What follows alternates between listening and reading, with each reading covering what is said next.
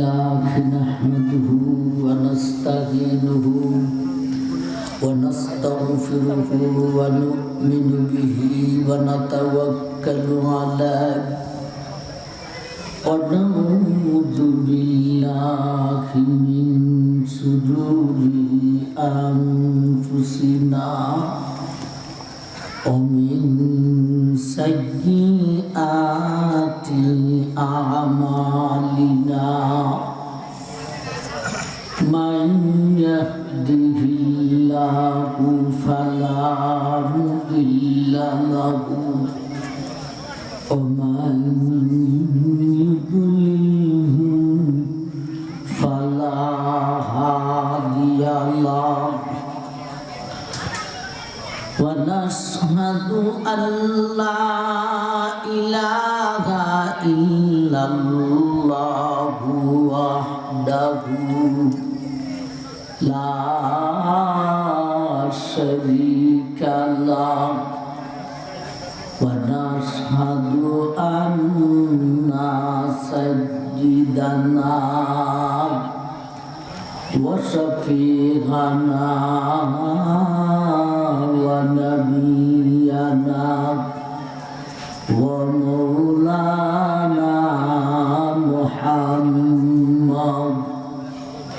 محمدا عبده ورسوله أرسله بالحق بشيرا ونذيرا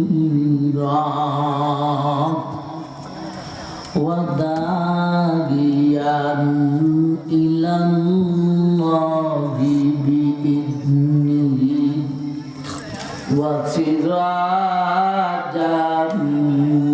منيرا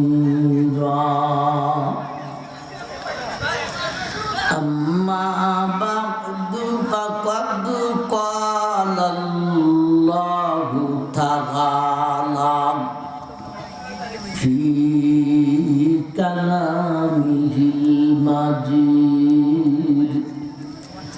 وفرقانه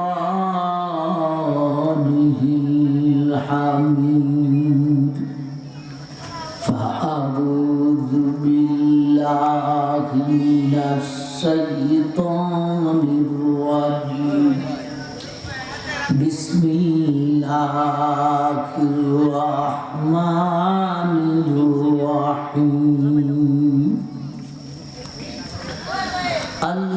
القارعة ما القارعة وما أدراك ما القارعة يوم يكون الناس كالفراش المبثوث وتكون الجبال كالعهن المنفوش فأما من ثقلت موازينه فهو في عيشة راضية وأما من خفت موازينه فأمه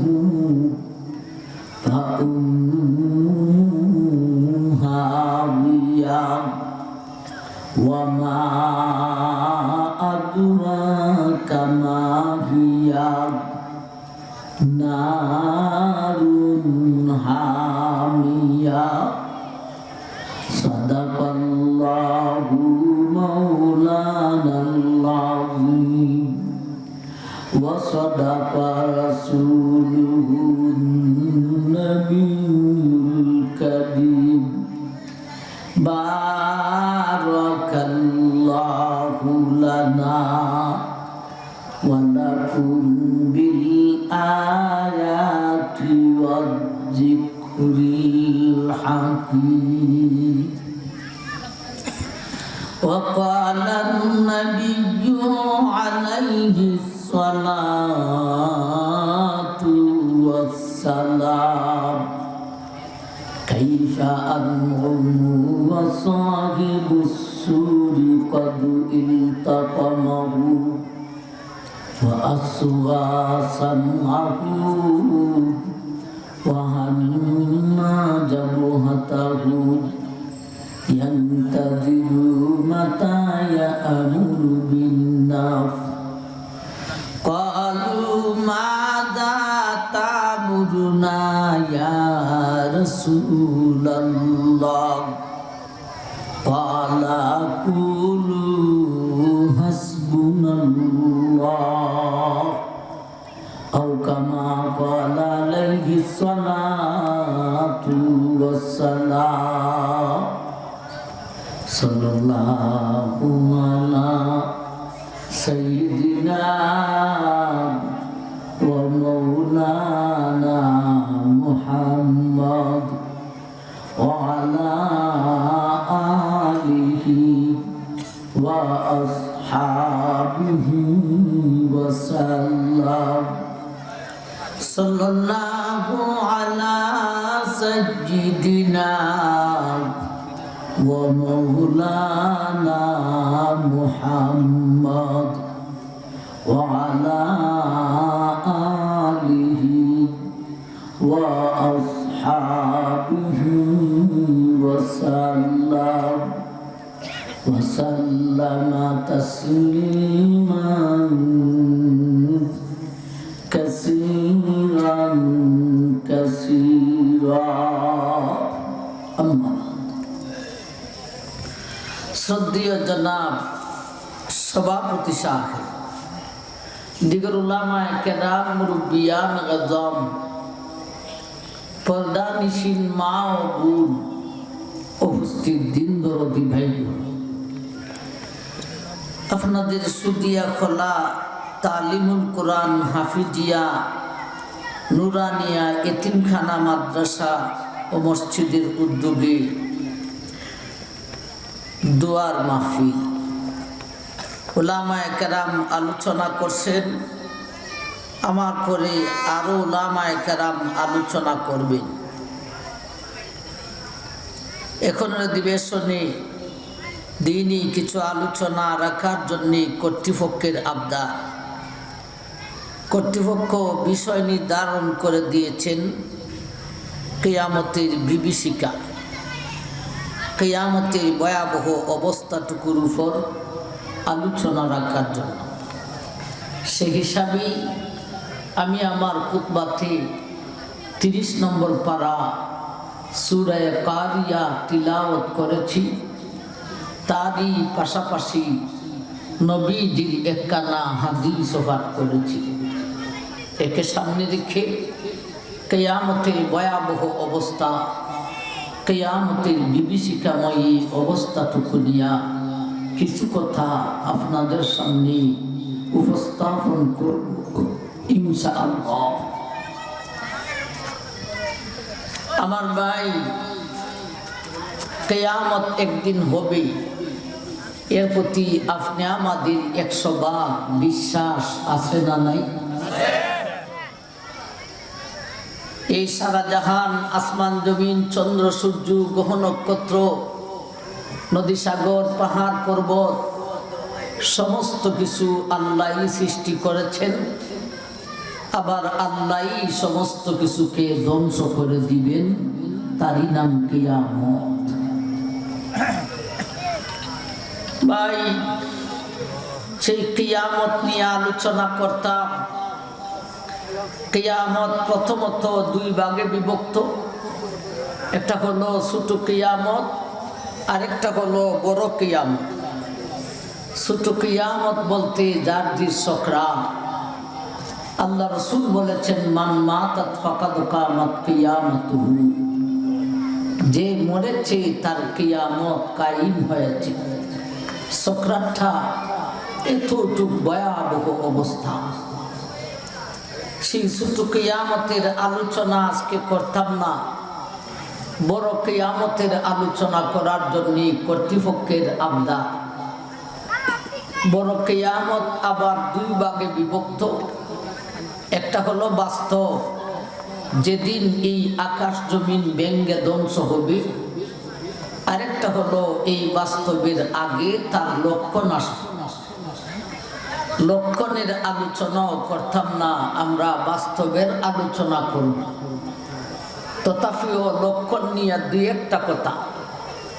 লক্ষণ আবার দুই ভাগে বিভক্ত, আলামতে সুগরা, আলামতে কুবরা। ছোট লক্ষণ আর বড় লক্ষণ। ছোট লক্ষণের ফার্স্ট লাস্ট, বড় লক্ষণের ফার্স্ট লাস্ট, এই 4টি লক্ষণ আলোচনা করি। আমরা বড় কিয়ামতের বাস্তব আলোচনায় পৌঁছব ইনশাআল্লাহ। ছোট লক্ষণের ফার্স্ট লক্ষণ স্বয়ং বিশ্ব নবীর আগমন। ইনি হলেন সর্বশেষ এবং শ্রেষ্ঠ নবী। ওনার পরে জগতে আর কোনো নবী আসবে না। এতে বোঝা গেল দুনিয়াটা বুড়া হয়ে গেছে, ঠিক না ঠিক? আমরা বুড়া জগতের মানুষ। কিয়ামতের ছোট লক্ষণের লাস্ট লক্ষণ নবীজির হাদিস থেকে যতটুকু বোঝা যায়, ফিলিস্তিনার বাইতুল মুকদ্দাস আবারও মুসলমানের হাতে পূর্ণভাবে আসে। আলহামদুলিল্লাহ বলার, পূর্ণভাবে আসার পরে ফিলিস্তিনের মুসলমান আর ইটালির বেঈমান, এই দুই দেশের মানুষ সম্মিলিত হয়ে আরেকটা বেঈমান পরাশক্তির সাথে যুদ্ধ করতে যাবে। এই যুদ্ধতে বেঈমান পরাশক্তির পরাজয় হবে, ইটালি আর ফিলিস্তিনের বিজয়ী হবে। বিজয়ী করে আসার পথে ইটালির এক বেঈমান আর ফিলিস্তিনের এক মুসলমান, এই দুই ব্যক্তির মধ্যে একটা ঝগড়ায় দেখা দিবে। কি নিয়ে ঝগড়া? ইটালির বেঈমান ব্যক্তি বলবে আমরা বিজয়ী করেছি বাইবেলের মাধ্যমে। ফিলিস্তিনের মুসলিম ব্যক্তি বলবে সাবধান, বিজয়ী করেছি কোরআনের মাধ্যমে। এই বলে এই দুই ব্যক্তির মধ্যে একটা ঝগড়ায় দেখা দিবে। এই ঝগড়াটা শুধু এই দুই ব্যক্তির মধ্যেই সীমিত থাকবে না। ইটালির ব্যক্তির পক্ষ দিবে ইটালির বেঈমান, ফিলিস্তিনের ব্যক্তির পক্ষ দিবে ফিলিস্তিনের মুসলমান। শুরু হবে দুইটা দেশ ব্যাপী যুদ্ধ। এই যুদ্ধটা শুধু দুইটা দেশেই সীমিত থাকবে না। ইটালির পক্ষ দিবে বিশ্বের বেঈমান, ফিলিস্তিনের পক্ষ দিবে বিশ্বের মুসলমান। শুরু হবে তুমুল তৃতীয় বিশ্বযুদ্ধ। ওই তৃতীয় বিশ্বযুদ্ধটাই হবে কিয়ামতের ছোট লক্ষণের একেবারে লাস্ট লক্ষ্য। আমার ভাইজান, এই তৃতীয় বিশ্বযুদ্ধতে মুসলমানের পরাজয় হবে, বেঈমানের বিজয়ী হবে। ইন্নালিল্লাহ। এমন বিজয়ী আর এমন পরাজয়ী দুনিয়া সৃষ্টি লগ্ন থেকে নিয়া এর আগে কোনোদিন দেখা দেয় না। মুসলিম এমন একটা মার খাইবে, সারা বিশ্বের শাসন ক্ষমতা বেঈমানের হাতে চলে যাবে। মুসলমানের হাতে শুধু মক্কা আর মদিনা খান বেঁচে থাকবে। তাও নবীজি বলেছেন হাত্তাল খাইবারা, মদিনার একটা অংশ খাইবর পর্যন্ত বেঈমানের শাসন ক্ষমতায় চলিয়া যাবে। এমন একটি ভয়াবহ পরিস্থিতি মুসলিম জাতির জন্য দাঁড়াইবে। আর ওই ভয়াবহ পরিস্থিতির ভিতর দিয়া আল্লাহর বীর মুজাহিদ ইমাম মেহেদির আগমন হবে। ইমাম মেহেদির আগমনটাই হবে কিয়ামতের বড় লক্ষণের ফার্স্ট লক্ষণ। এ জাতীয় বড় লক্ষণ 10টা হবে। একেবারে ফার্স্টের লক্ষণ ইমাম মেহেদির আগমন। ইমাম মেহেদির আগমনটা কোন অবস্থায় হবে? সারা বিশ্বের শাসন ক্ষমতা বেঈমানের হাতে, মুসলমানের হাতে শুধু মক্কা আর মদিনা। তাও মদিনার উল্লেখযোগ্য অংশ খাইবর পর্যন্ত বেঈমানের শাসন ক্ষমতায় চলে যাবে। এই বাংলা, পাকিস্তান, আফগান, ইরাক, ইরান সহ আমেরিকা, ব্রিটেন, চীন, জাপান, রাশিয়া, ভারত সহ সারা বিশ্বের শাসন ক্ষমতা বেঈমানের হাতে চলে যাবে, মুসলমানের হাতে শুধু মক্কা আর মদিনা। এমতো অবস্থায় মদিনাতে ইমাম মেহেদীর আগমন হইব। ইমাম মেহেদীর আগমন নিয়ে সবিস্তারে আলোচনা করতে হলে একদিনের এক অধিবেশন এখানেই প্রয়োজন। আমরা না বড় কিয়ামতের বাস্তব আলোচনায় যাইতাম, তথাপিও ইমাম মেহেদী নিয়া দুই একটা কথা। ইমাম মেহেদী এই ভয়াবহ পরিস্থিতির ভিতর দিয়া আগমন হলে ইমাম মেহেদী বিশ্বের মুসলিমকে ডাক দিবেন, সবাই সেই ডাকে সাড়া দিবে।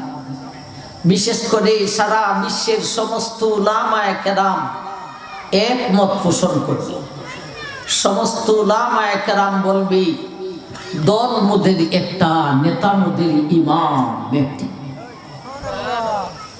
আমার ভাইজান, এখন তখন আর আলেমের মধ্যে ইখতিলাফ আর মতানৈক্য থাকবে না। এখন তো ছোট একটা বাংলা, আমরা হুজুররার দল আছে কতটা। এখন আবার মূর্তি বানানোর ইস্যু লইয়া সব উলামায়ে কেরাম একমত, ঠিক না? আর আওয়ামী লীগ সরকারের সব মন্ত্রী একমত, এরা মূর্তি বানাইতে। এটা হিন্দুদের দেশ না মুসলমানের দেশ? বুঝা শুনিয়া এম লইও, বুঝা শুনিয়া এম লইও। আমরা ক্ষমতা চাই না, ক্ষমতা গদি আমরা চাই না, গদিতে আমরা উঠতামও চাই না, তবে আমরা গদি থেকে নামাইতে জানি। যাই হোক, তখন সময়ের সমস্ত উলামায়ে কেরাম একমত পোষণ করবেন। সমস্ত উলামায়ে কেরাম বলবে দল মুদের একটা, নেতা মুদের ইমাম মেহেদী। ইমাম মেহেদী একদল মুসলিমকে জেহাদের ট্রেনিং দিবেন। জেহাদের ট্রেনিং দিয়া সারা বিশ্বের বেঈমানের মোকাবেলায় জেহাদের ঘোষণা দিবে। একদল মুসলিমকে যে জেহাদের ট্রেনিং দিবেন, ওই দলে অধিকাংশই হবে উলামায়ে কেরাম। আমার ভাইজান, এখন যেই সমস্ত ছেলেরা মাদ্রাসায় লেখাপড়া করতেছে, যেই সমস্ত উলামায়ে কেরাম আছেন, এদের সিলসিলা থেকে আলেম আসতে আসতে শেষ পর্যন্ত উলামায়ে কেরামই হবে ইমাম মেহেদীর সৈন্যবাহিনী। ইমাম মেহেদী একদল মুসলিমকে জেহাদে ট্রেনিং দিয়া সারা বিশ্বের বেঈমানের মোকাবেলায় যুদ্ধের ডিক্লারেশন দিবি। বিষয়টাকে সাধারণ মনে করছেন?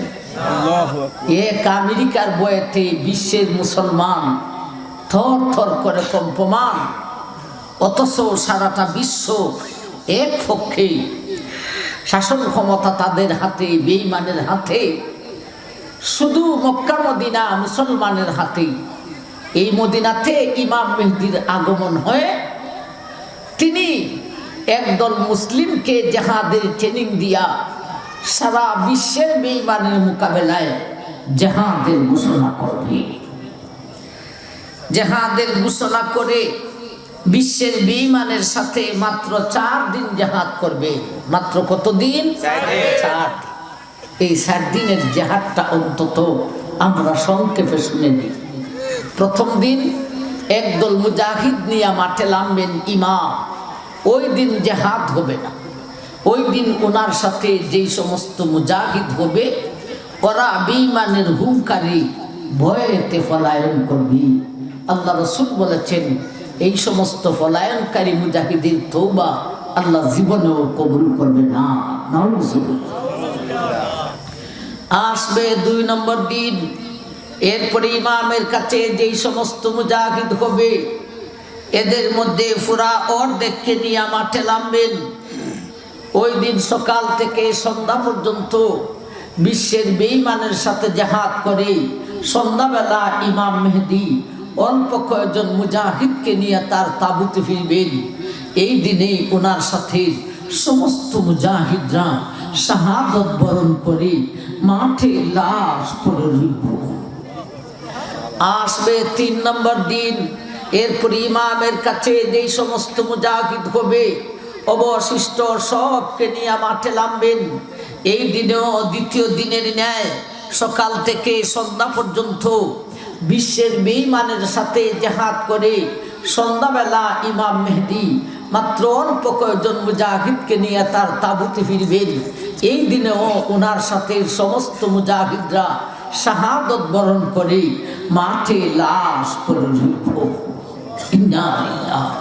2 নম্বর দিন আর 3 নম্বর দিন, এই 2 দিনের জিহাদে ট্রেনিং প্রাপ্ত মুজাহিদ সব শহীদ হয়ে যাবেন, মাত্র অল্প কয়েকজন ছাড়া।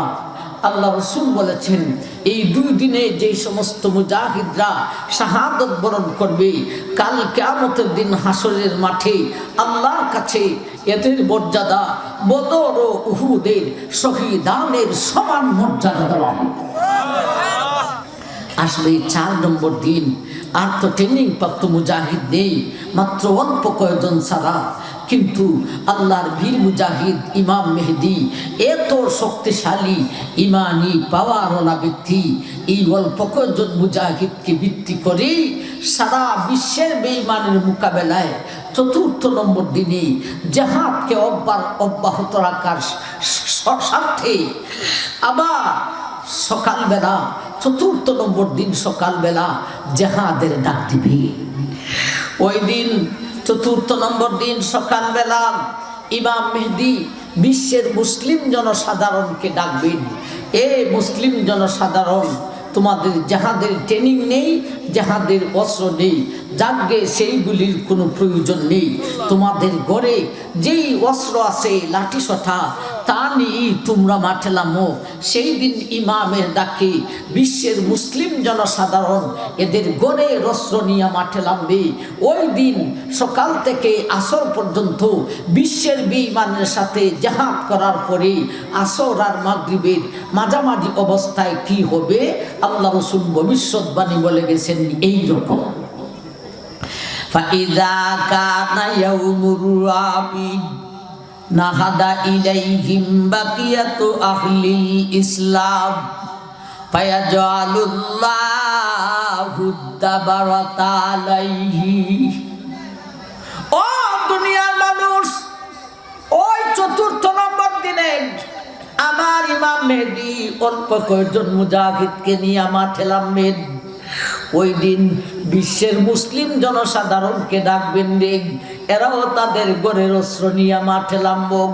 ওই দিন বিশ্বের বেঈমানের সঙ্গে সকাল থেকে আসর পর্যন্ত জিহাদ করার পরে আসর আর মাগরিবের মাঝামাঝি অবস্থায় সারা বিশ্বের বিজয়ীর পতাকা আল্লাহ ইমাম মেহেদীর হাতে তুলিয়া দিব। বিশ্ব বিজয় হয়ে যাবে। এক মোল্লা বেটা বিশ্বকে বিজয় করে ফেলবে।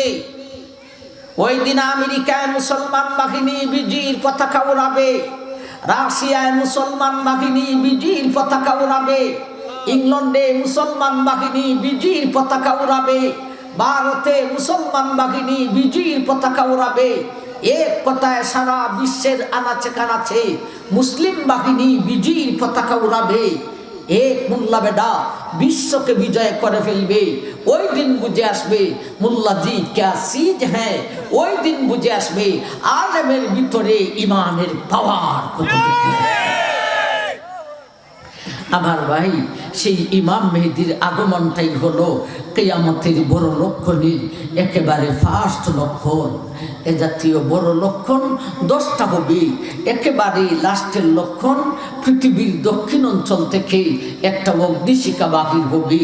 এটা এমন এক আজীব আগুন, বা এই আগুন জ্বলতে তো গ্যাস লাগে, আগুন জ্বলতে তো লাকড়ি লাগে, কিন্তু এই আগুনের গ্যাসও লাগবে না, এই আগুনের লাকড়িও লাগবে না।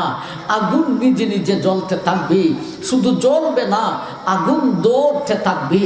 শুধু দৌড়বে না, বিশ্বের সমস্ত মানুষ, মুসলমান ও মুসলমান সবকে দৌড়াইতে থাকবে। আগুন তিন দিকে আক্রমণ করবে, একটা দিক খোলা থাকবে আগুন থেকে বাঁচার জন্যে। মানুষ খোলা দিকে দৌড়তে থাকবে। রাত্রি হলে মানুষের ঘুম ভেঙে যাবে, রাত্রি হলে মানুষের ঘুম আসবে, আগুন থেমে যাবে। সকাল হলে মানুষের ঘুম ভেঙে যাবে, আগুনে আবার দৌড় তোলাবে। এমনভাবে সেই আগুন বিশ্বের মানুষকে দৌড়াতে দৌড়াতে ফিলিস্তিনে নিয়ে একত্রিত করে আগুনটা নিভিয়া যাইব। এটাই হবে কিয়ামতের বড় লক্ষণের একেবারে লাস্ট লক্ষ্য। আমার ভাই, সেই আগুনটা নিভার পরে মানুষ ফিলিস্তিনে থাকবে, আবার অধিকাংশ জন স্ব দেশে ফিরত আসবে। এর কিছুদিন পর থেকেই সারা বিশ্বের মুসলমানের বগল তলায় একটা মৃদু ঠান্ডা বাতাস লাগবে। এটা এমন এক আজীব ধরনের বাতাস, এই বাতাসটা লাগা মাত্র মুসলমান দর দর করে মারা যাইব। পৃথিবীর এক প্রান্ত থেকে নিয়ে আরেক প্রান্ত পর্যন্ত একজন মুসলমানও থাকবে না। পৃথিবীর এক প্রান্ত থেকে নিয়ে আরেক প্রান্ত পর্যন্ত আল্লাহ শব্দ জফনেওয়ালা একটা মানুষ থাকবে না, থাকবে শুধু বেঈমান আর বেঈমান। আমার ভাইজান, কিয়ামতটা কায়েম হবে বেঈমানদের উপরে, শুধু বেঈমান আর বেঈমান। তখন বেঈমান নারী পুরুষরা এত গুনাহে লিপ্ত হবে, এর আগে কোনোদিন মানুষ এত গুনাহে লিপ্ত হয় নাই।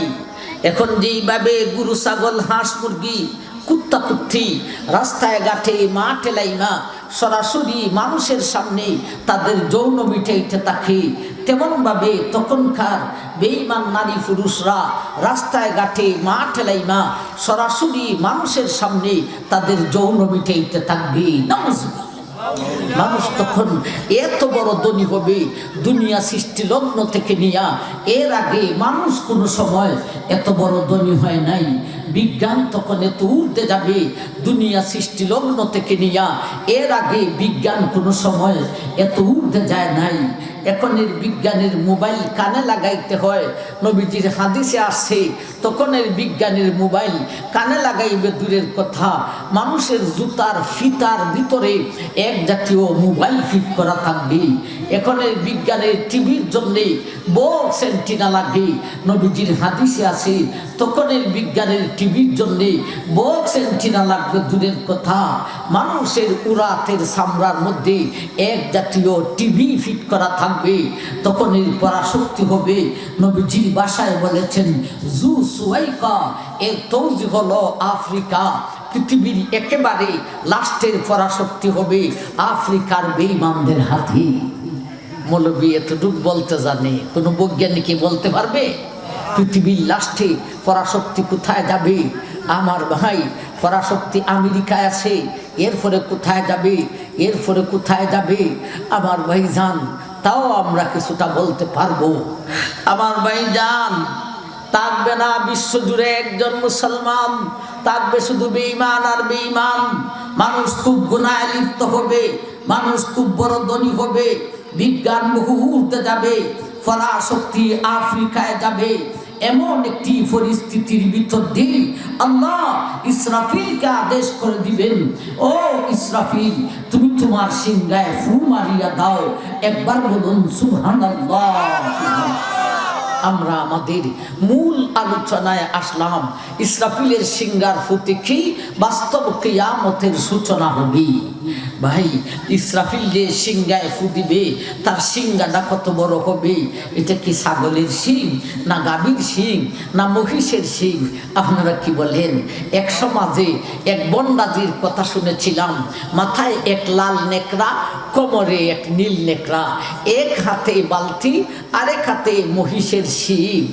আমার ভাই, মুসলমানের মহল্লার ভিতরে দুইটা মহিলাদেরকে বলতেছে অমুক মাজারের শিং নিতে আসছি, জলদি কইরা দিতে হবে, বেশি কইরা দিতে হবে। আর না হলে দেখছো আমার হাতে ইসরাফিলের সিংহা আছে, বইসে রিং হয় ইসরাফিলের সিংহা, কফুডা মাইরা দিমু, তোমরার বাড়ি ঘর ভাঙ্গে ঘুরা হইরে লইমু। মুসলমানের মহিলাও এত বড় জ্ঞানী, এরাও বলা শুরু করছে, বই গো আফা গো, বইনারি গো, সই গো সখী গো, বান্ধবী গো, আজকে মামু ইসরাফিলের সিংহা লইয়াইছে গো, ফুডা মাইরা দিম ভাঙ্গে ঘুরা হইরে লইমু। আপনারা কি বলেন? ইসরাফিলের সিংহাটা কি মহিষের সিংহের সমান? আল্লাহ রাসূল বলেছেন, এই মায়ের উম্মত, তোমার হাতের তালুতে যদি একটা টিকটিকিরি ডিমরা করে, টিকটিকি বুঝেন না হারুলি বুঝেন? হারুলি দুটো নেই। নবী বলেন, এ মায়ের উম্মত, তোমার হাতের তালুতে যদি একটা টিকটিকিরি ডিমরা করে, ওই ডিমে আর হাতের তালুতে যত ঢুকবে বোদাব, ইসরাফিলের সিংহার সামনে 7 আকাশ 7টা জমিন রেখে দিলে হইব রে তত ঢুকবে বোদাব। কেমন বড় সিংহা! সেই সিংহাতে ফু দিবে কয়বার, এই নিয়ে ইখতিলাফ মতানক্য আছে। আসল কথাটা বলি, আসলে ফু দিবে 2 বার। আসলে ফু দিবে কয়বার? 2 বার। প্রথমবারের নাম কোরআন শরীফে আসছে রাজিফা, দ্বিতীয়বারের নাম কোরআন শরীফে আসছে রাদিফা। রাজিফা আর রাদিফা। আমার ভাইজান, এই 2টি বারের ফুটে শক্ত ভয়াবহ অবস্থা সৃষ্টি হবে। কেমন ভয়াবহ অবস্থা? প্রথমবারের ফুটে সৃষ্টি জগৎ ভেঙ্গে যাবার ভয়, আকাশ ভেঙ্গে যাবে, পাহাড় ভেঙ্গে যাবে, জমিন ভেঙ্গে যাবে।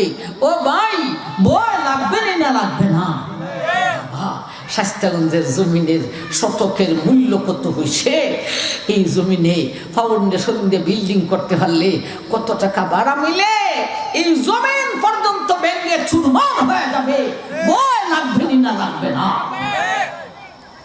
আমার ভাইজান, প্রথমবারের ফুটে সৃষ্টি জগৎ ভেঙ্গে যাবার ভয়, দ্বিতীয়বারের ফুটে মহান সৃষ্টিকর্তা আল্লাহর আদালতের বিচারের ভয়। যেই বিচারের প্রধান বিচারপতি হবেন স্বয়ং আল্লাহ। ও ভাই, ভয় লাগবে না লাগবে না? আমার ভাইজান, কোনো গুনাহ লুকায় রাখা সম্ভব হবে? ওষুধিয়া খোলার ভাই, তুমি যেই গুনাহ করেছো জগতের কেউ জানে না, এমনকি তোমার বেগমেও জানে না। সেটাও মহান আল্লাহ জানেনি না জানে না? ও বোনেরা গো, তুমি যেই গুনাহ করেছো জগতের কেউ জানে না, এমনকি তোমার স্বামীও জানে না। সেইটাও মহান আল্লাহ জানেনি না জানে না? ইনি হবেন প্রধান বিচারপতি। ভয় লাগবে না লাগবে না? আর এই 2টি বারের ফুটে ভয়াবহ অবস্থা কি হবে, এর আলোচনার নামই কিয়ামতের ভয়াবহের আলোচনা, কিয়ামতের বিভীষিকার আলোচনা। সেই আলোচনা করার জন্যে আপনাদের সামনে সূরা কারিয়া তেলাওয়াত করেছি। আসলে কিয়ামতের আলোচনা, এই 2টি বারের ফুটে ভয়াবহ অবস্থা কি হবে, এর আলোচনা শুধু সূরা কারিয়া দ্বারা সম্ভব হবে না। সূরা জিলজালও যেতে হবে, সূরা কিয়ামতে যেতে হবে, সূরা হুদে যেতে হবে। সারা কোরআনের ফারায় সূরায় বিস্তৃতভাবে কিয়ামতের আলোচনা রয়েছে। এজন্যে কিয়ামতের আলোচনা, এই 2টি বারের ফুটে ভয়াবহ অবস্থা কি হবে, এর আলোচনা করতে হলে একখান সূরার একখান আয়াত দিয়া উপস্থাপন করা যায় না। সারা কোরআনের ফারায় সূরায় বিস্তৃতভাবে ধরতে হয়। তথাপিও সূরা কারিয়া কেন তেলাওয়াত করলাম? এই সূরাতে আল্লাহ ভাগ ভাগ করে কিছু কথা আলোচনা করেছেন। আসুন সূরাটাকে 2 ভাগে ভাগ করেন। প্রথম ভাগে ফু দিলে কি হবে, এর আংশিক আলোচনা। দ্বিতীয়বারে ফু দিলে কি হবে, এর আংশিক আলোচনা। আসুন আমরা আগে সূরাখানাকে 2 ভাগে ভাগ করি। আল কাদিআতু মাল কাদিআ ওয়া মা আদরাকা মাল কাদিআ ইয়াউমা ইয়াকুনুন নাসু কাল ফারাশিল মাবসুস ওয়া তাকুনুল জিবালু কাল জিহিদিল মানফুস। এই হলো এই সূরার প্রথম ভাগ। এই ভাগে প্রথমবারে ফু দিলে কি হবে এর আংশিক আলোচনা। فأما من ثقلت موازينه فهو في عيشة راضية وأما من خفت موازينه فأمه هاوية وما أدراك ما هي নারুন হামিয়া। এই হলো রে এই সূরার শেষ ভাগ। এই ভাগে দ্বিতীয়বারে ফু দিলে কি হইব এর আংশিক আলোচনা করেছে। আমরা সূরাটাকে দুই ভাগে ভাগ করলাম, বিষয়টাকেও দুই ভাগে ভাগ করলাম। আসুন আমরা আগে প্রথমবারের ফু নিয়ে আলোচনা করব। আজকে এখানেই সীমিত থাকব। প্রথমবারের ফুতে সমস্ত সৃষ্টি জগৎ ভেঙে কিভাবে ধ্বংস হবে এই আলোচনাতেই সীমিত থাকব। এই আলোচনাও আজকে কেন আবার ভাই কিয়ামত প্রথমত দুই ভাগে বিভক্ত, ছোট আর বড়। আমার ভাই বড়টা আবার দুই ভাগে বিভক্ত, বাস্তব আর লক্ষণ। লক্ষণ আবার দুই ভাগে বিভক্ত, ছোট আর বড়। বাস্তব আবার দুই ভাগে বিভক্ত, প্রথমবারের ফু আর দ্বিতীয়বারের ফু। এতগুলি ভাগের মধ্যে শুধু একটা ভাগ নিয়ে আলোচনা করতাম।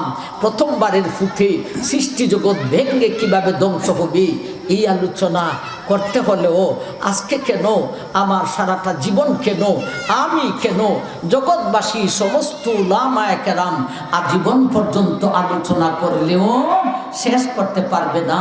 এর কারণ সৃষ্টি জগতের নাম বললেই শেষ করা যায় না। ইসরাফিলের সিংহার ফুটে ভেঙে কিভাবে ধ্বংস হবে সেই আলোচনার সময় আছে কোথায়? ঠিক না ঠিক? তাই বলে শেষ করা যাবে না। তাই বলে কি আলোচনা বন্ধ করে দেওয়ার না? কিছু বলতে হবে, কিছু তো বলতে হবে। এজন্য আমরা সমস্ত সৃষ্টি জগৎকে মৌলিকভাবে কয়েকটা ভাগে ভাগ করব। এরপরে এক একটা ভাগ ইসরাফিলের সিংহার ফুটে ভেঙে কিভাবে ধ্বংস হবে কোরআন আর হাদিসের মাধ্যমে উপস্থাপন করব।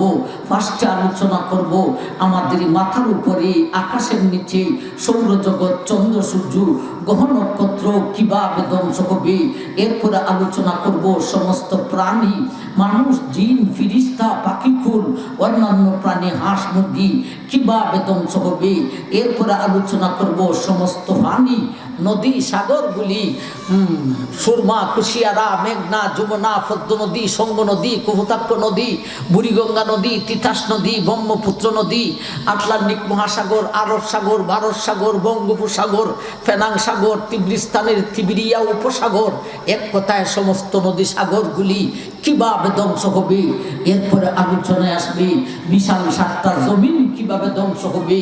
এরপরে আলোচনা আসবে সমস্ত পাহাড়গুলি কিভাবে ধ্বংস হবে। এরপরে আলোচনায় আসবে আল্লাহর বিশাল সাতটি আকাশ কিভাবে ধ্বংস হবে। আমার তো মনে হয় সমস্ত সৃষ্টি জগৎ মৌলিকভাবে এই কয়েকটা ভাগের ভিতরে ঢুকে গেছে। আপনারা কি বলুন, ঠিক না ঠিক? আসুন আমরা আগে শুনি সৌরজগতের কথা। সৌরজগৎ ইসরাফিলের সিংহার ফুটে ভেঙে কিভাবে ধ্বংস হবে। সেই সৌরজগৎকে আবার দুই ভাগে ভাগ করেন। এক ভাগে চন্দ্র আর সূর্য, আরেক ভাগে সমস্ত তারকা। সমস্ত তারকাগুলি কিভাবে ধ্বংস হবে আগে শুনি।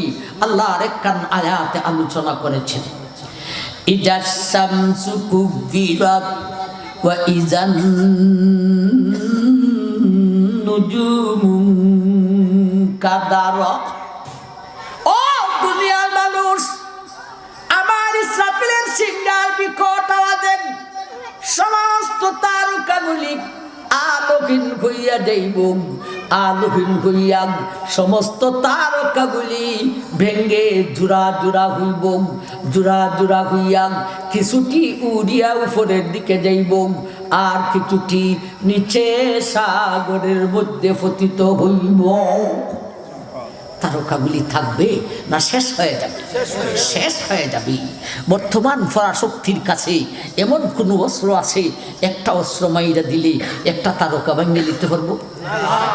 কে পরাশক্তি হয়েছে? আমরা গরিবের হই, আমরা মুসলমানের কাছে জানোস, আমি কুটিমুটি বেডা সিরাজুল ইসলাম মিরপুরির কাছে এমন অস্ত্র আছে, মাইরা দিলে তোর আমেরিকা কেন, তোর রাশিয়া কেন, সবকে ধ্বংস করে তোর আমেরিকার আকাশের উপরের তারকা পর্যন্ত ভেঙ্গে চুরমার করে দিতে পারবো, এমন অস্ত্র আমার কাছে আছে। আমি তো এরেস্টে যাবো। ইরাকরা কয় তুই তোর কাছে কেমন অস্ত্র আছে?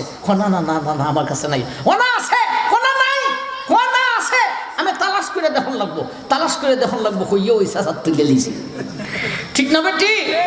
আর আমি নিজে স্বীকার করতেছি এমনটা আছে। তোর আমেরিকা কেন সব ধ্বংস করে আমেরিকার আকাশের উপরে তারকা পর্যন্ত ভেঙ্গে চুরমার করে দিব, এটা তো অস্ত্র আছে। মূল কথা কি জানেননি? মানলাহুল মৌলা ফালাহুল কুল, যার জন্য আল্লাহ তার জন্য সমস্ত কিছু। আল্লাহ যদি আমার হয়ে থাকেন, আল্লাহর যা কিছু আছে সব কিছু আমার, সব কিছু আমরা মুসলিম জাতির। আমাদের আল্লাহর কাছে এমন অস্ত্র আছে, মারতেও হবে না, খালি ফু দিব, সব শেষ হয়ে যাবে। আমার ভাই জান গেল তারকার কথা, তারকাগুলি থাকবে না শেষ হয়ে যাবে? শেষ হয়ে যাবে। এখন আসুন একটু চন্দ্র সূর্যের কথা শুনি। চন্দ্র সূর্য কিভাবে ধ্বংস হবে?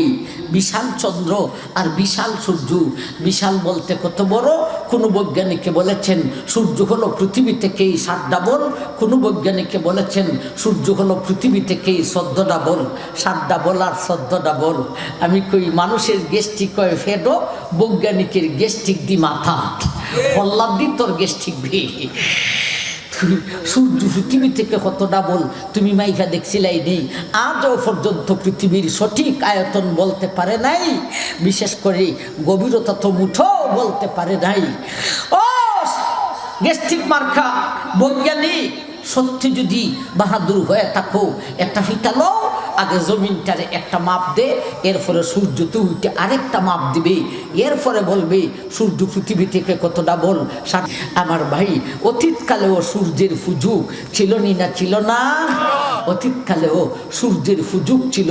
অতীতকালে আল্লাহর এক নবী ছিলেন, তিনি নবীও ছিলেন, সারা বিশ্বের সম্রাটও ছিলেন। আল্লাহর নবী হযরত সুলাইমান আলাইহিস সালাতু সালাম, তিনি এমন নবী, ইনি অন্যান্য প্রাণীর ভাষা বুঝতেন, এদের ভাষা এদের সঙ্গে কথাও বলতেন। এমনকি ছোট ছোট পাখি, প্রাণী, পাখির ভাষা তিনি বুঝতেন, পাখির সাথে ঠেউমেউ করে কথাও বলতে পারতেন। হুদহুদ নামক পাখি, ছোট্ট একটা পাখি, রানী বিলকিসের রাজ্য সম্পর্কে নবীজি সুলাইমানকে যখন তথ্য দিয়েছিল, সেই পাখিটাও সূর্যের পূজারি নিয়ে কিছু কথা বলেছিল। আখ্যায় হয়েছিল সুলাইমান নবীর, কি বলেছিল? পাখিটায় বলেছিল, ও নবীজি সুলাইমান, এমন একটা দেশ থেকে আসি যেই দেশটা সম্পর্কে আপনার কোনো আইডিয়া নেই। দেশটার নাম মাআরিব, চতুর্দিকে বাউন্ডারি, মাঠ ভরা ফসল, বাগান ভরা ফল। ওই দেশের ক্ষমতায় একজন মহিলা, এদি হলো রানী বিলকিস। ও নবীজি সুলাইমান, মহিলাটা দেখতে যেমন সুন্দরী, তেমন ভাবে বড় বুদ্ধিমতী। ও নবীজি সুলাইমান, সেই দেশে জনবল আছে, ধনের বল আছে, অস্ত্রের বল আছে, সেই দেশে কোনো কিছুরই অভাব নেই, কিন্তু এদের মধ্যে মূল জিনিস নাই গো নবীজি, বলতে এদের মধ্যে ঈমান নাই। এরা সূর্যের পূজা করে, সূর্য যখন পূর্ব দিকে উদয় হয় তখনও সূর্যের পূজা করে, সূর্য যখন সোজা মাথার উপরে আসে তখনও সূর্যের পূজা করে, সূর্য যখন পশ্চিম দিকে অস্ত যায় তখনও সূর্যের পূজা করে।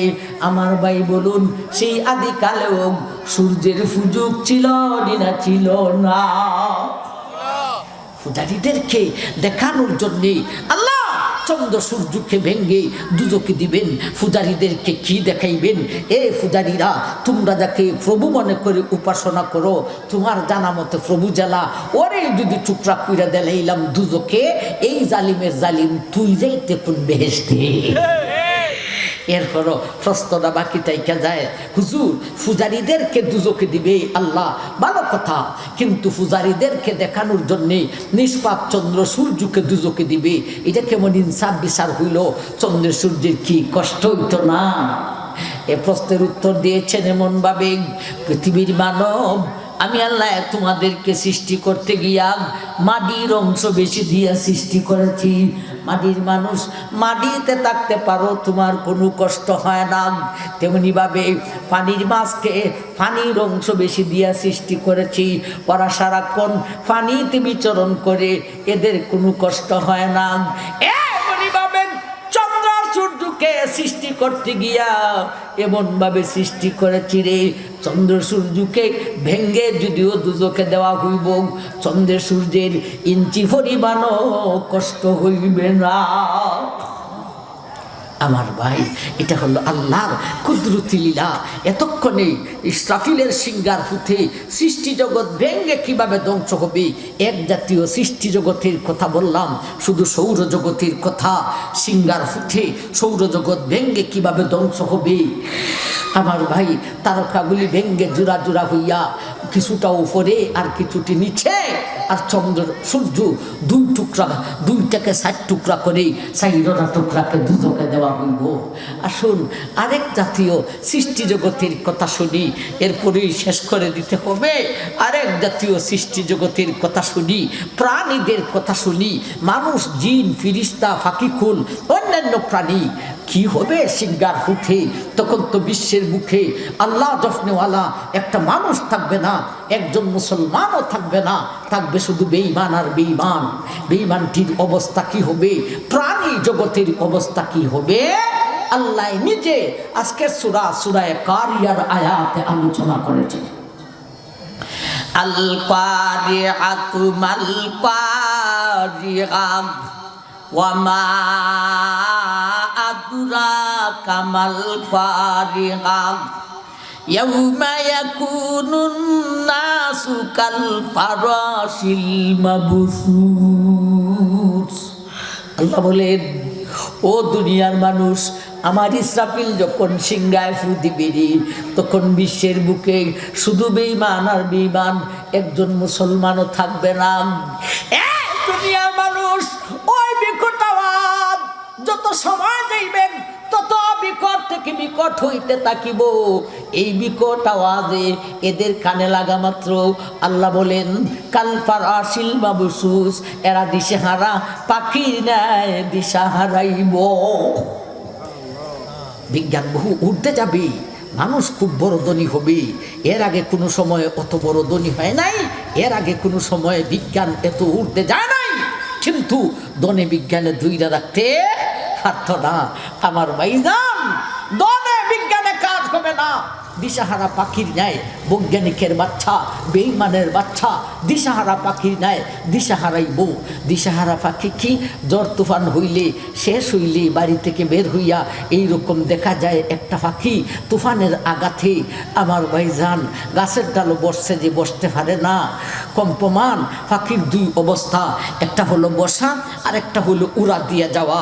বসতে যখন দিশা হয় না, উড়া দিয়া যাইতে চায়, যাইতেও পারে না, ফুইরা জায়গা। ছেলেরা দৌড়ে দুইরেলায়, দুইটা ঠেঙের মধ্যে সুতলি দেবাই দেলায়, এরকম করেনি না করে না। সেই দিশেহারা পাখির সঙ্গে মৌলা তুলনা দিয়া বলেছেন, কাল ফারাশিল মাবসুস, দিশেহারা পাখি নেয় দিশাহারাইব। যেমন ভাবে পাখি বসতেও দিশা নাই, উড়া দিয়া যাইতেও দিশা নাই, তেমন ভাবে তখনকার বিশ্বের বেঈমানের গোষ্ঠী বসতেও দিশা নাই, দাঁড়াইতেও দিশা নাই, ঘুমাইতেও দিশা নাই, ঘরেতেও দিশা নাই, বাহিরেও দিশা নাই। বাচ্চারা দৌড়াইব, বাবার কাছে যায় দেখবো আমি যেমন দিশেহারা, আমার আব্বু আরো বড় দিশেহারা। মহিলারা দৌড়াইব তার স্বামীর কাছে, যায় দেখবে আমি যেমন দিশেহারা, আমার স্বামী, আমার জামাই বাবু আরো বড় দিশেহারা। লোকজন দৌড়াইব, কোথায় রে মন্ত্রী মিনিস্টার, কোথায় রে নেতা কর্মী, এমপি মন্ত্রী, কোথায় রে মেম্বার, চেয়ারম্যান, প্রধানমন্ত্রী? যাই দেখবো আমি যেমন দিশেহারা, আমার এমপি মন্ত্রী, আমার মেম্বার চেয়ারম্যান, আমার প্রধানমন্ত্রী নিগো আরো বড় দিশেহারা। দিশাহারা পাখির ন্যায় দিশা হারাইব, একটুখানি দিশা তাদের মনে মনে থাকবো। এটা কোনটা? এরা কইব শাস্তাগঞ্জ শহরেতে শান্তি নাই, সুদিয়াখোলা গ্রামেতে শান্তি নাই, বাজারেতে শান্তি নাই, মহল্লাতে শান্তি নাই, গ্রামে শান্তি নাই, শহরে শান্তি নাই। সুতরাং যার জির মাঠে লামো, মাঠে লাইমা দেখো শান্তি মিলে না মিলে না। মানুষ যাকে যাকে যার জির মাঠের মধ্যে লাম, মাঠের মধ্যে লামার সঙ্গে সঙ্গে দেখতে পাইবি ফাঁকিরা সেই সিঙ্গার বিকট আওয়াজের ভয়েতে। এখন তো ফাঁকি মানুষ দেখলে উড়া দিয়া যায়, সেই দিন সেই বিকট আওয়াজের ভয়েতে ফাঁকিরা উড়া দিয়া মানুষের মাথার উপর সারিবদ্ধ হবে। মানুষের মাথার উপরে যাকে যাকে ফাঁকি আর পাখি, এরপরে মানুষে দেখতে পাইবে অন্যান্য প্রাণী, হাঁস, মুরগি, কীট পতঙ্গ, সাপ, বিচ্ছু, বাঘ, ভাল্লুক, গরু, বকরি, ভেড়া গোড় থেকে, জংলা থেকে, ছিদ্র থেকে বের হয়ে মানুষের চতুর্দিকে সারিবদ্ধ হবে। মানুষ মধ্যখানে, উপরে ফাঁকি আর পাখি, চতুর্দিকে অন্য প্রাণী আর প্রাণী। মানুষ মোটামুটি শান্তিতেই দাঁড়াইবে। হঠাৎ করে দেখতে পাইবে মাঠের মাটির মধ্যে বিপদ আরো শক্ত আকারে দাঁড়াচ্ছে। কেমন বিপদ? আল্লাহ সূরা জিলজালে আলোচনা করেছে। ইজা জুলজিলাতিল আরদু জিলজালাহা ওয়া আখরাজাতিল আরদু আসকালাহা ওয়া ক্বালাল ইনসানু মা লাহা ইয়াউমা ইযিন তুহাদ্দিসু আখবারাহা বিআন্না রাব্বাকা আওহা লাহা। এবারে দেখতে পাইবেন মাঠের মধ্যে ভূমিকম্পন শুরু হয়েছে। এমন ভূমিকম্পন দুনিয়া সৃষ্টি লগ্ন থেকে নিয়ে কোনোদিন হয় নাই রে, যেই ভূমিকম্পনের কারণে মাঠের মাটি বড় বড় ফাটল দিবে। এই ফাটল দিয়া মাটির নিচের সম্পদ সব উপরে উঠা শুরু হইব।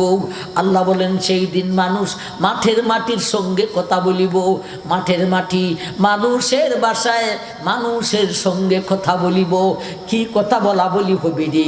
এর ব্যাখ্যায় নবীজি বলেছেন, মানুষ বলবে মাঠের মাটি তোমার আবার কি হয়ে গেল? গ্রাম সারিয়া, শহর সারিয়া তোমার মধ্যে দাঁড়াইলাম, তুমি কেন কম্পমান? তুমি কেন ফাটিয়া যাইতেছো? তোমার নিচের সম্পদ কেন উপরে উঠাইতেছো? তখন মানুষের বাসায় মাটি বলবে, এ মানুষ নামক জালিম, আমার সঙ্গে তুই কথা বলস, তোর কি লজ্জা লাগে না, ভয় লাগে না? আমার মধ্যে দাঁড়াইয়া তুই কোন গুনাহ করেছিলে? আমার মধ্যে বসে তুই কোন গুনাহ করেছিলে? আমার মধ্যে ঘুমিয়ে ঘুমিয়ে তুমি কোন গুনাহ করেছিলে গো? তোমার কি স্মরণ নাই? এ মানুষ নামক জালিম, তোর গুনার কারণে আমি জমিন ফাটিয়া খান খা। কিয়ামত। এর কিছুক্ষণ পরে আল্লাহ আজরাইলকে নির্দেশ করে দিবেন, আজরাইল দ্রুত গতিতে তুমি তোমার অভিযান চালাও। কিছুক্ষণ পরই দেখতে পাইবে মানুষের মাথার উপরের সমস্ত পাখির মরণ হয়ে গেছে। এর কিছুক্ষণ পরে মানুষই দেখতে পাইবে মানুষের চতুর্দিকে অন্য সমস্ত প্রাণীর মরণ হয়ে যাবে। এর কিছুক্ষণ পরে সমস্ত জিন জাতির মরণ হয়ে যাবে। এর কিছুক্ষণ পরে সমস্ত মানবের মরণ হয়ে যাবে। একটা বাহাদুর আর জমির উপরে থাকতে পারবে না, শুধু আমরা প্রধানমন্ত্রী ছাড়া। আগে অঙ্ক আসিলে 21, এখন কত গেছে? 41। বাবা রে বাবা। আমার ভাইজান, একটা বাহাদুর আর জমির উপরে থাকতে পারবে না, সমস্ত মানবের মরণ হবে, শুধু ফিরিস্তা জাতি ছাড়া। আজরাইল যাইব আল্লাহর দরবারে রিফুট শুনাইত। কার গুজারি? কি রিফুট? আজরাইল যায় বলবে, মৌলা রে, আমার যেই দায়িত্ব দিয়েছিলেন সেই দায়িত্ব পুরাপুরি পালন করেছি। আকাশের ঊর্ধ্ব থেকে নিয়ে 7 জমিনের নিচ পর্যন্ত আর কোনো প্রাণী নাই, শুধু ফিরিস্তা জাতি ছাড়া।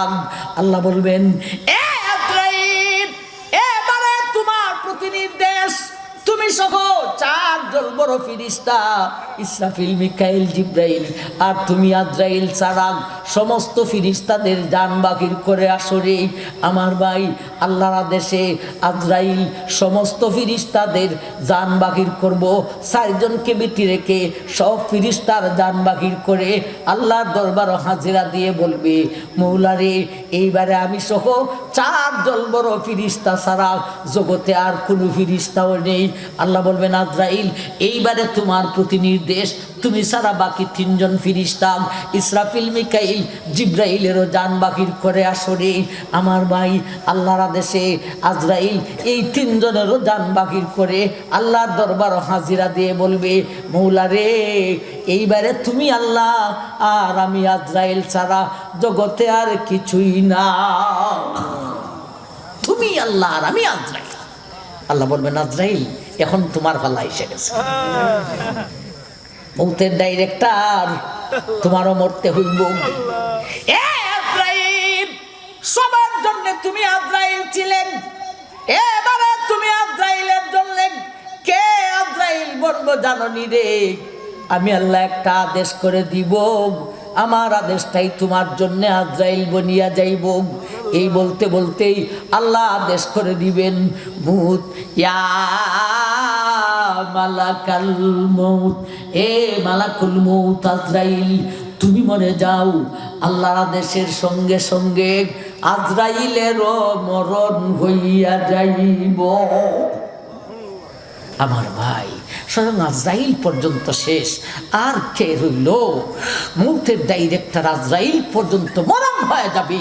সৌরজগৎ শেষ, প্রাণী জগৎ শেষ, এমনভাবে সমস্ত নদী সাগর ধ্বংস হবে, ধ্বংস হবে বিশাল 7টা জমিন, ধ্বংস হবে সমস্ত পর্বতমালাগুলি, ধ্বংস হবে বিশাল 7টা আকাশ, কিচ্ছুই থাকবে না।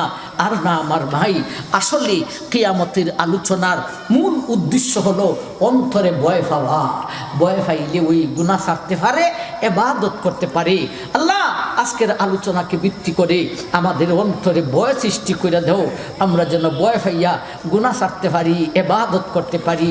আমাদেরকে তৌফিক দান করুন, আমিন। ওয়া আখিরু দাওয়ানা আনিল হামদুলিল্লাহি রাব্বিল আলামিন।